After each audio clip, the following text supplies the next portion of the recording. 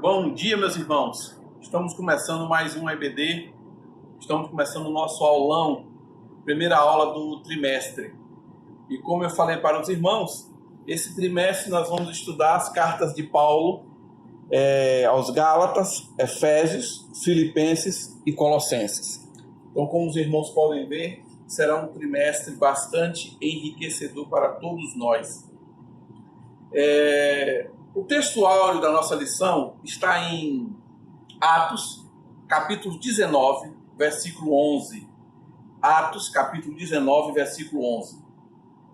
E Deus, pelas mãos de Paulo, fazia milagres extraordinários. E Deus, pelas mãos de Paulo, fazia milagres extraordinários. Agora, irmãos, olha o versículo 12. A ponto de levarem aos enfermos lenços e aventais de seu uso pessoal, diante dos quais as enfermidades fugiam das suas vítimas e os espíritos malignos se retiravam. Observem que Deus fazia milagres, fazia tudo isso por intermédio, pelas mãos de Paulo. Agora, irmãos, vamos ver um pouquinho sobre a vida desse Paulo. Paulo nasceu em Tarso, todos já conhecem, que era uma cidade bastante próspera, uma cidade muito movimentada, que tinha um comércio muito intenso. Era uma rota comercial muito intensa naquela região. E Paulo, desde jovem, já demonstrava bastante sabedoria, bastante inteligência. Paulo foi estudar em Jerusalém não apenas pelo fato de sua família possuir boas condições financeiras, mas Paulo já demonstrava ter muita inteligência, fato que despertou a sua família de enviá-lo para morar em Jerusalém e estudar com Gamaliel, que era uma grande liderança religiosa. Irmãos, Paulo aprende o judaísmo, Paulo aprende teologia e passa a ser um defensor ferrenho da cultura judaica, da religião judaica. Paulo passa a ser uma espécie de capitão do mato na época da escravidão brasileira, ou então a polícia SS da Gestapo, a polícia alemã na época do regime nazista. O próprio Paulo chega a reconhecer isso em Atos capítulo 9, versículo 1 e 2. Olha o que é que Paulo diz. E o que é que Lucas fala em relação a isso? E Saulo, respirando ainda ameaças e mortes contra os discípulos do Senhor, dirigiu-se ao sumo sacerdote e pediu-lhes carta para Damasco, para as sinagogas, a fim de que, se encontrasse alguns destes pelo caminho, quer homens, quer mulheres, os conduzisse preso até Jerusalém. E olha o que é que o próprio Paulo diz em 1 Timóteo, versículo 13. A mim, que dantes fui blasfemo e perseguidor e injurioso, mas alcancei misericórdia, porque eu fiz ignorantemente na incredulidade. Irmãos, Paulo respirava violência. O cara era muito violento. O Paulo, meus irmãos, que nós conhecemos pelas cartas, era um homem extremamente violento. Esse era o Saulo. Esse era o Saulo. Mas só que ele se converte e passa a ser uma pessoa completamente diferente. Após a sua conversão, imagina quem foi Paulo. Um homem que se converte em Cristo, um profundo conhecedor da cultura judaica, autoconhecimento teológico, um homem que detinha a presença do Espírito Santo, passaporte romano. Os irmãos sabem o que era isso? Imagina que Roma praticamente dominava quase todo o mundo civilizado da época e Paulo tinha um passaporte para andar em qualquer parte do continente do domínio romano. Hoje, por exemplo, o passaporte europeu é chamado passaporte vermelho. Quem tem um passaporte europeu hoje consegue andar sem problema nenhum em qualquer país da comunidade europeia. Em qualquer país da comunidade europeia, quem tem um passaporte vermelho, que é o passaporte europeu, pode ter livre acesso. E Paulo, por ter esse passaporte romano, ele tinha esse livre acesso em qualquer área do regime romano. Paulo era um homem extremamente sábio, inteligente e o principal, ele tinha o apoio de Cristo. Ele tinha o apoio do próprio Cristo. Irmãos, eu costumo dizer o seguinte, que a idade cronológica ela é dividida em antes e depois de Cristo. Antes e depois de Cristo. Eu costumo dizer que na era cristã, nós podemos dizer o seguinte, que o cristianismo ele pode ser considerado antes e depois de Paulo, o apóstolo dos gentios. Porque antes de Cristo, a salvação era apenas para os judeus. Após Paulo, todos têm direito à salvação. Irmãos, tem alguns pontos interessantes que nós poderíamos destacar nas cartas de Paulo. O livro dos Romanos, a carta de Paulo aos Romanos, que foi a carta que Lutero vai utilizar quase 1500 anos depois para a Reforma Protestante. É uma carta puramente doutrinária, é uma carta de doutrina. A carta de 1 aos Coríntios é uma carta onde ele fala de santidade e amor. A carta de defesa do seu trabalho, em 2 Coríntios, onde Paulo faz uma defesa ferrenha dos seus conceitos, das suas convicções. Seriedade e salvação por meio da graça em Gálatas. Inclusive, o livro de Gálatas, ele é um livro querido por Lutero. Apesar de Lutero utilizar Romanos para defender todo o seu conceito de salvação, mas a carta onde Lutero tem o maior carinho é a carta de Gálatas. Efésios, onde ele faz uma defesa da unidade da igreja. Filipenses, onde ele fala sobre a alegria de Cristo. Colossenses, onde ele encoraja os novatos na fé. Lembrando que a carta de Colossenses nós vamos estar estudando nesse trimestre. Instruções ministeriais, observamos isso quando ele escreve ao jovem pastor Timóteo, a Tito e a Filemon. Paulo também ensina acerca do bom procedimento da doutrina. Nós podemos ver isso em 1 Timóteo, capítulo 1, de 3 a 11, que é a base do fortalecimento cristão. Ele também escreve a Tito, onde ele institui e coloca a Tito da igreja de Creta. Irmãos, em Atos, capítulo 14, versículo 2, mas os judeus incitaram e irritaram contra os irmãos os ânimos dos gentios. Meus amados irmãos, nós podemos dizer que Paulo, para aqueles judeus no momento, aqueles judeus para os quais Paulo estava falando, das sinagogas onde ele chegava, Paulo era uma espécie de apóstolo meia-boca. Eles consideravam Paulo um apóstolo meia-boca. Eles tinham muita dúvida de Paulo, porque Paulo não andou com Cristo. Além de Paulo não ter andado com Cristo, Paulo não guardava a lei. E eles chegam a relatar isso no texto de Atos. Mas os judeus incrédulos incitaram e irritaram contra os irmãos os ânimos dos gentios. Imagina que os próprios judeus da sinagoga estavam jogando judeus e gentios contra Paulo, considerando Paulo um apóstolo impostor, pelo fato dele não ter andado com Cristo e pelo fato dele não guardar a lei mosaica.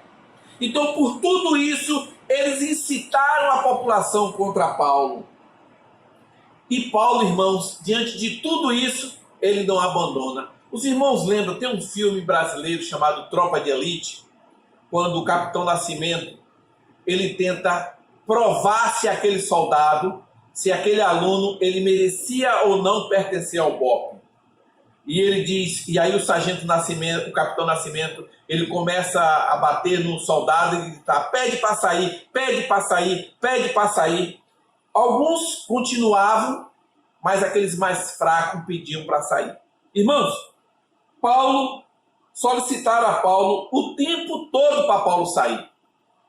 Prisão, apedrejamento, teve que andar nu, naufrágio que teve no barco, tudo que os cobra, o que os irmãos possam imaginar, foi chicoteado várias vezes. É tanto que Paulo relata sobre as marcas que ele carregava. Agora, irmãos, tem outro ponto interessante que nós poderíamos destacar. Alguns anos atrás, o presidente Barack Obama referiu-se ao ex-presidente Lula como o cara. Eu acho que o cara é Paulo. Paulo, eu posso dizer, esse é o cara. Porque Paulo mudou completamente o conceito de ensino religioso, a inovação no gênero literário, que era uma forma escrita completamente diferente para a época. O estilo literário de Paulo é completamente diferente de tudo que existia, e isso realmente foi uma inovação na época. Um outro ponto interessante que nós podemos dizer é o seguinte: o que a gente observa hoje, que é o famoso EAD, ensino à distância, Paulo já fazia naquela época. Na época das cartas, Paulo praticamente praticava o ensino à distância, porque as igrejas que eram implantadas mandavam as suas demandas para Paulo, mandavam os seus problemas para Paulo, e Paulo respondia com as suas cartas para a igreja. Ou seja, é o ensino à distância. A reformulação no ensino teológico. Querem ver outra coisa que Paulo implanta? Preceptoria. Hoje, por exemplo, as universidades, eu, por exemplo, trabalho como preceptor, ou seja, eu acompanho, pego os alunos que já vão se formar, aqueles alunos já na finalização de curso, e eu vou ensinar a parte prática para aqueles alunos. Então, observe que Paulo pegava os estudantes de teologia e levavam para o campo, ou seja, ele era um preceptor. Planejamento estratégico, que é um dos focos principais que nós vamos ver hoje. Planejamento de custo. Observe que Paulo, o cuidado que ele tinha na arrecadação das ofertas, na distribuição das ofertas. Então, ele tinha um extremo cuidado nesse planejamento de custo. Administração de recursos humanos. Então, imagina que Paulo observava numa determinada igreja a necessidade daquela igreja, pegava um dos seus alunos e colocava naquela igreja para dar continuidade ao trabalho. Mas um dos pontos principais que nós gostaríamos de destacar hoje é o planejamento estratégico que Paulo tinha. Imagina o seguinte: Paulo chegava numa cidade, uma grande cidade, suponhamos que Paulo chegasse na cidade de Corinto, por exemplo, e ele procurava uma sinagoga. Onde é que ele tinha que encontrar uma reunião de pessoas que já conheciam o Deus dos judeus? Era numa sinagoga. Facilitaria o diálogo, o idioma, a cultura. Então imagina que Paulo procurava uma sinagoga onde tinha aquela aglomeração de pessoas, de judeus, e ali agora ele começava a falar. Então observe o seguinte: Paulo não perdia tempo em procurar alguns outros locais para poder falar das boas novas do Evangelho. Ele procurava justamente as sinagogas. A gente observa a Junta de Missões hoje. O que é que a Junta de Missões hoje faz? Ela cria um planejamento estratégico para que possa facilitar esse alcance de almas para Cristo. Como é na China, na Índia atualmente, na Coreia. O missionário ele vai de forma como um profissional liberal, ou um fisioterapeuta, ou um professor de educação física, ou um médico, ou um enfermeiro, porque ali fica mais fácil de poder atrair as pessoas para ouvir a palavra de Cristo. Então Paulo, o que é que Paulo fazia? Procurava as sinagogas. Então a estratégia de hoje, como é? Enviar um missionário na forma de um profissional liberal. Porque todos esses países que nós estamos falando estão precisando de profissionais de saúde. Eles estão precisando de profissionais de educação física, porque eles são apaixonados pelo futebol brasileiro, pelo voleibol brasileiro.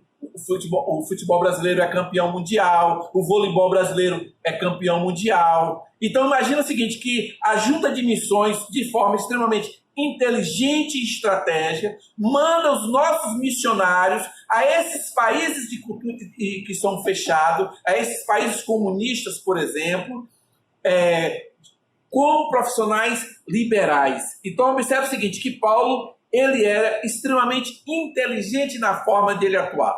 Observe um exemplo, quando ele chega em Atenas, Paulo vai procurar em Atenas quem? Paulo chega em Atenas diante de toda aquela cultura, de todos os filósofos, os sábios, os cultos da época. Então Paulo ali é o seguinte, ali era uma forma dele poder falar de maneira extremamente culta, já que ele era um homem extremamente culto, para alcançar mais a população. Então nós vemos na lição de hoje as maravilhas de Deus. Nós vimos que Deus realizava Deus, pelas mãos de Paulo, fazia maravilhas extraordinárias. Isso era o que Deus fazia. E olha o que é que Atos capítulo 14, versículo do 1 a 7. E aconteceu que em Icônio entraram judeus nas sinagogas e falaram de tal modo que creu em uma grande multidão, não só de judeus, mas também de gregos. Imagina que estava ali todos misturados ali. Mas os judeus incrédulos incitaram e irritaram contra os irmãos os ânimos dos gentios. O que eu falei lá atrás, onde os judeus ficavam incitando e dizendo o seguinte, esse apóstolo aí é falso, ele não andou com Cristo. Quem andou com Cristo foi Pedro, Tiago, João. Esse Paulo não andou com Cristo, não. E esse Paulo, além dele não ter andado com Cristo, ele está falando contra a lei mosaica. Então imagina que os judeus que eram contra, ficavam incitando tanto judeus quanto gregos contra Paulo. Sabendo eles, fugiram de Listra e Derbe. Irmãos, quando a gente fala que Deus fazia as maravilhas, nós podemos lembrar, por exemplo, tem um ano de Delino Massal, Deus é Deus. Eu acho que os irmãos já deram ouvido. Minha fé não está firmada nas coisas que podes fazer. Eu aprendi a te adorar pelo que és. Dele vem sim e o amém. Somente dele, mais ninguém. A Deus seja o louvor. Se Deus fizer, Ele é Deus. Se não fizer, Ele é Deus. Se a porta abrir, Ele é Deus. Mas se fechar, continua sendo Deus. Se a doença vier, Ele é Deus. Se curado for, se Ele é Deus. Se tudo der certo, Ele é Deus. Mas se não der, continua sendo Deus. Observe o seguinte, que Paulo apanhou, Paulo foi escorraçado, Paulo foi humilhado, tentativa de assassinato. Mesmo assim, Paulo continuava acreditando em Deus. Deus fazia as maravilhas por meio das viagens missionárias de Paulo. Em Atos capítulo 14, versículo 1, em Icônio, Paulo e Barnabé entraram juntos na sinagoga judaica e falaram de tal modo que veio a crer grande multidão, tanto de judeus como de gregos. Paulo tinha realmente uma estratégia de trabalho. Ele procurava as sinagogas. E observe que após o rompimento, a ruptura entre Paulo e Pedro, que Pedro vem para a evangelização dos judeus e Paulo achava que todos tinham direito às boas novas do evangelho, os gregos também. Observe que Paulo entra no Império Romano adentro e começa então a essa divulgação das suas boas novas. E a sua estratégia era começar pelas sinagogas. As maravilhas em função da ousadia acerca do Senhor. Olha, Atos capítulo 14, versículo 13. Versículo 3. Atos capítulo 14, versículo 3. Entretanto, demoraram-se ali muito tempo, falando ousadamente no Senhor, o qual confirmava a palavra da sua graça, concedendo que, por mão deles, se fizessem sinais e prodígios. Interessante, irmãos, que o Paulo ele não desistia nunca. Deixa eu dar um exemplo para os irmãos. Vocês todos conhecem a Coca-Cola. Os irmãos sabiam que quando a Coca-Cola lançou, no primeiro ano, se vendeu apenas 25 unidades. Imagina, irmãos.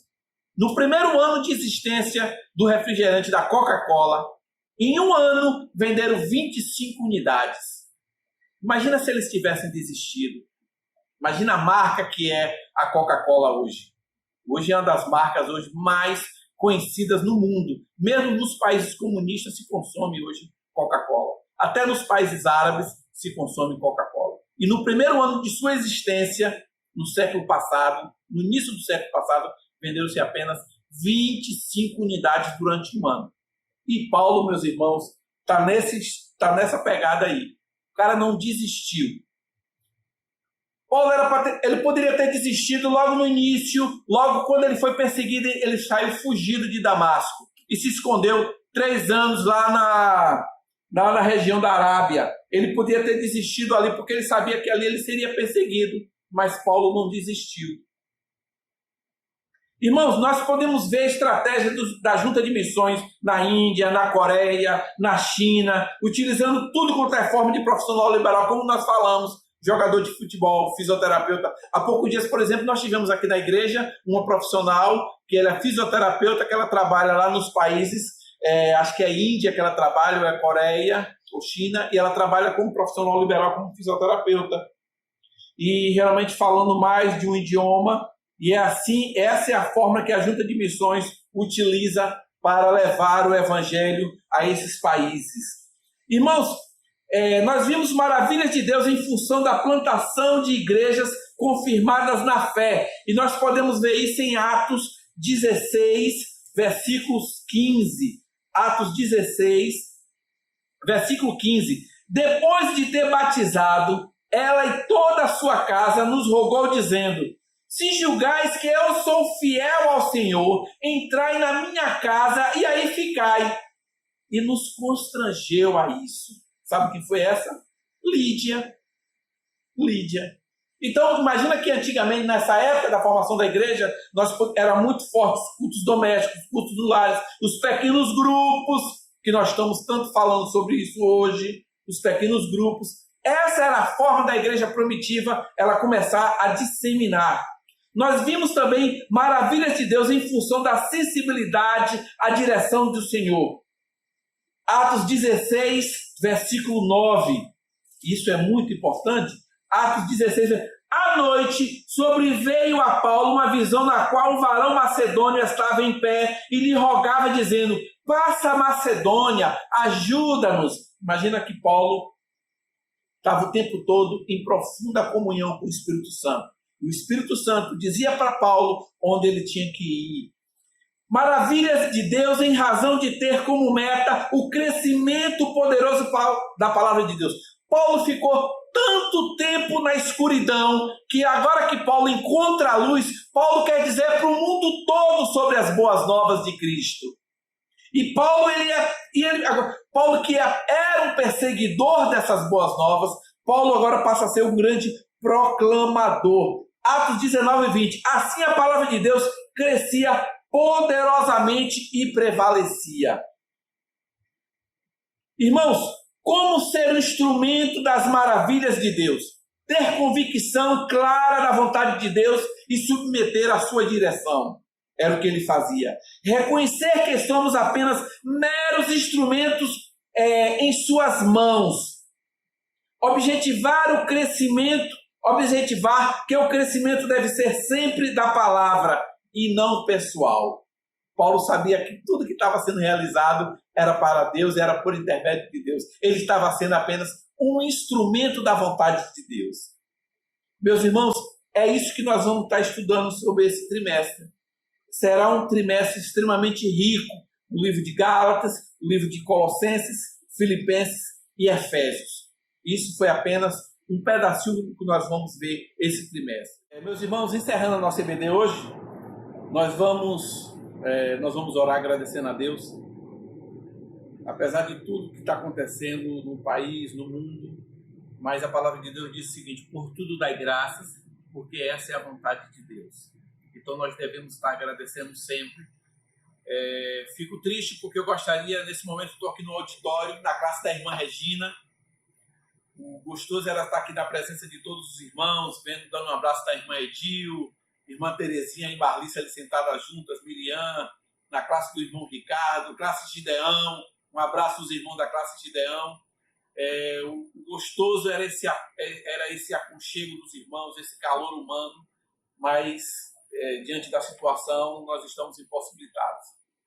Mas já já isso passa e nós estaremos de volta aqui na casa de Deus. Vamos orar, e eu peço aos irmãos que não esqueçam de suas orações pelos idosos da nossa igreja, pelos profissionais de saúde, todos os irmãos que eu não vou citar nomes aqui, até porque eu vou estar esquecendo o nome de alguém, mas por todos os irmãos que nesse momento estão trabalhando na área de saúde. Senhor Deus, te damos graças, Pai, por estarmos em Tua casa, aprendendo mais da Tua palavra, Senhor Deus. Ó Pai, como nós somos gratos, Senhor Deus. E te pedimos para que cada vez mais nós possamos ser vasos nas Tuas mãos, Senhor Deus, para que possamos ser vasos de bênçãos em Tuas mãos. Dai-nos um grande dia, em nome de Jesus. Amém. No próximo domingo nós vamos entrar no livro de Gálatas. Eu espero todos vocês aqui no próximo domingo. Um grande abraço e que o Senhor Deus fique com todos vocês. E que o povo de Deus diga amém.